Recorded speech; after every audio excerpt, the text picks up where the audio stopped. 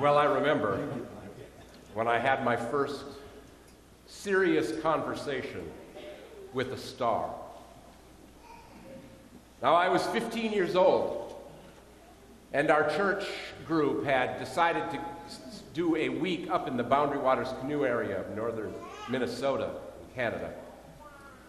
And so we were canoeing and spending time in nature, which is always a great place to encounter stars. And I, to this day, hold that that trip was vitally important to me. Not only did it become my first conversation with a star, but it was at that point where I realized that the woman who was guiding the women of our group would have made a darn good first wife. Didn't turn out to be. She was an older woman. I was but a 15-year-old. But we can all agree, I think, that it's her loss. However, about the second night in, I woke up in the middle of the night. I'm a terrible sleeper, even in the best of circumstances, and sleeping on granite shale in the middle of the freezing waters of the Boundary Waters is never anybody's idea of a comfortable little respite. So I got up in the middle of the night, and I got around all my guys, and I got on the tent, and I was sitting, and I went to the edge of the rock, and the stars were astounding. Absolutely astounding. It was like you could almost just reach out and pluck one out of the sky and put it on your lapel as an ornament. They were so close, and there were so many of them. And as I began to live and grow, learn about our world and the wonder and the mystery that this is, I began to realize that what I saw that night was not necessarily a thing, but rather it was light. It was ephemeral. Those stars are actually dying, and I was watching a star die. But yet it was so moving because I felt so connected to a world that far transcended anything that a 15-year-old, basically overly fixated on books and Charlie's Angels, should ever understand.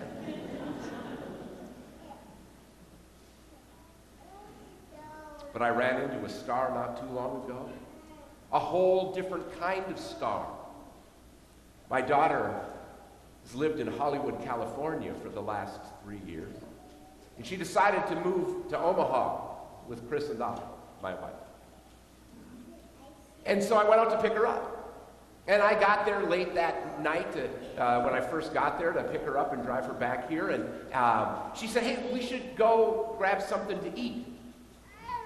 And I said, sure. So we went to this bar. It's called the Pikey. And, you know, when you're in Hollywood and you hear a bar called Pikey, you never ask questions. You just go. There's probably a story, but I guarantee you don't want to know. So there was no tables when we first walked in, and we walked through the whole bar, and it was crowded, elbow to elbow. And as we walked out, there was a couple that was leaving, and so we just snatched that table right out on the sidewalk. And as I sat down, I was bumping elbows with the woman at the table next to me, and my daughter across the way said, don't look now, but the guy at the table next to you is Koothrappali from Big Bang Theory. And so, of course, you know, I'm 50 years old. I'm not impressed by these kinds of things, so I just do the old, holy Columbus! It's Koothrappali from the Big Bang Theory! And he's like, don't talk to me, you fat white guy. So then I'm leaning back later on in the evening, and a guy walks by me, and he hits my shoulder. I mean, trust me, everybody was hitting my shoulder, but this particular guy hit my shoulder, and I'm a big dude. I mean, I'm not small, and by Hollywood standards, I'm positively giant. I mean, Tom Cruise is the size of this poinsettia. So this guy hits me, and I actually jump forward, and I look up, and he looks down at me, and he says, oh, I'm sorry. It is James Tiberius Kirk. It's Chris Pine.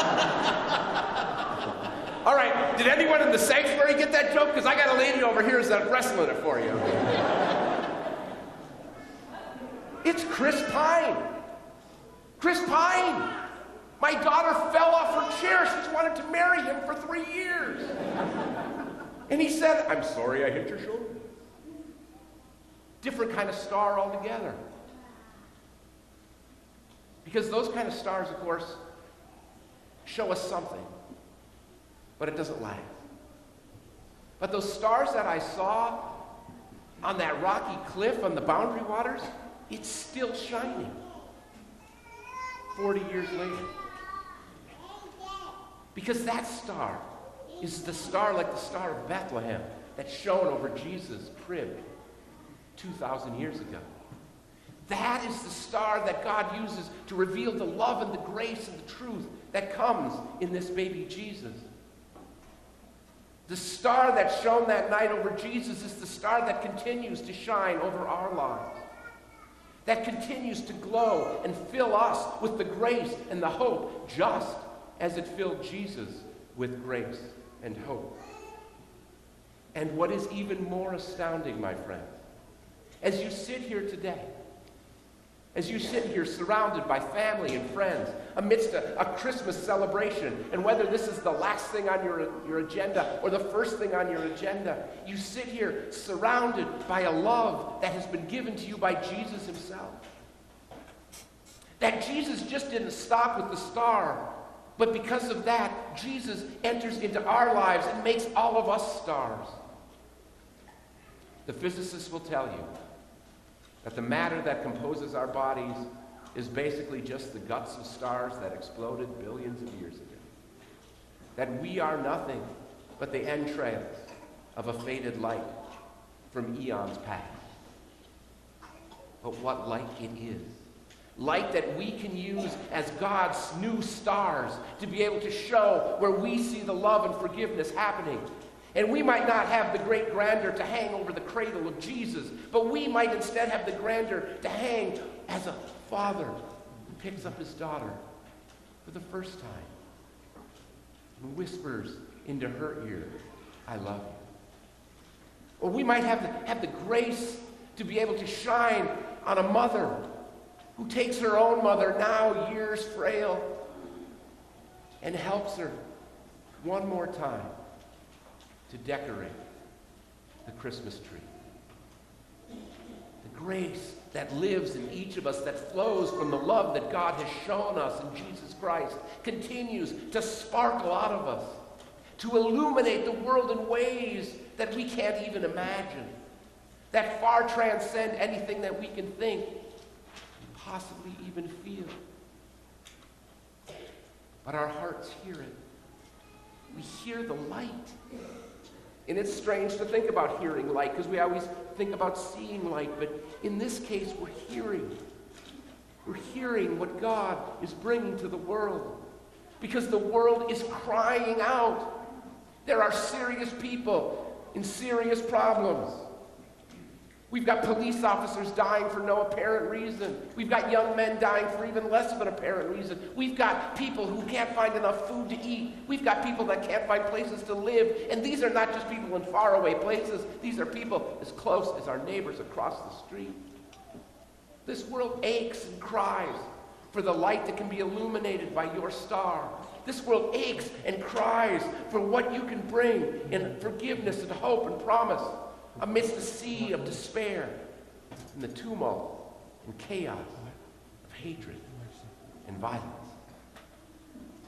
And God, in some infinite wisdom that far transcends what we can know or understand, has made us stars to be able to live and grace the world, to be able to walk through these doors tonight on this Christmas Eve and show people what peace looks like, what love looks like, what hope can do.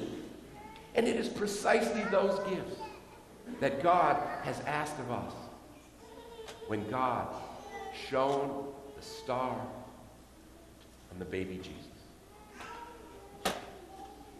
So as you leave tonight, I hope you leave with the lightest of hearts, with the merriest of smiles, and with a true understanding that you are loved by God, graced by God to be a light for the world, graced by the power and the promise of Jesus Christ, to be able to reach out where nobody else wants to reach out, or people are too afraid to care.